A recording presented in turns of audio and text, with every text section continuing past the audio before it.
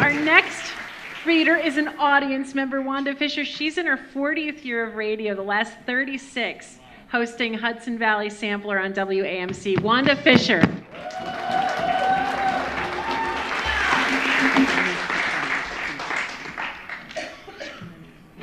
I made my TV debut at Fenway Park in 1963 during a rain delay.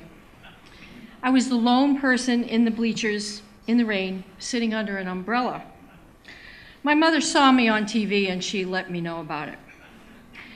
So naturally, when the Red Sox needed guest public address announcers 49 years later, I couldn't resist calling and insisting that I be one of them. By that time, I had almost 4 decades in radio under my belt, but they didn't know that. They're in Boston. I used to be in Boston. So when I called, they said, yeah, don't call us, we'll call you. I wasn't having it. I told them what my background was. Who cares, it was public radio.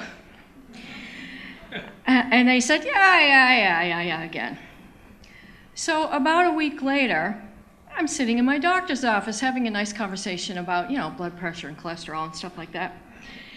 And my cell phone rang, and I said to my doctor, I have to take this. And she looked at me like, okay.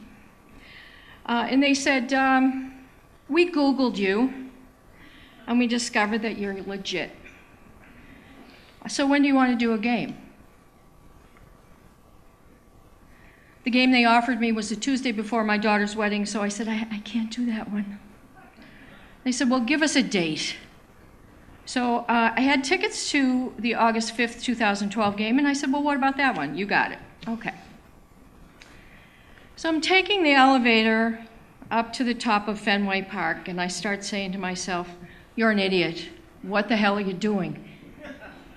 The last public address announcing I'd done was for a Babe Ruth game in Schenectady. So I go into the booth, and this guy named Jack gives me the script. And I practiced, and I prayed that the Minnesota Twins didn't put in this Japanese relief player whose name I couldn't pronounce. So Jack helped me by pointing to every line that I had to say. And I said, Jack, what the heck is this? I do public radio. I have to do everything. I have to log in the CDs. I have to do my own engineering. He said, no. We try to make everything as easy as possible. So not only did I do it, but I only made one tiny mistake in 9 innings, and it's a really hard job. You think it's easy? It's not.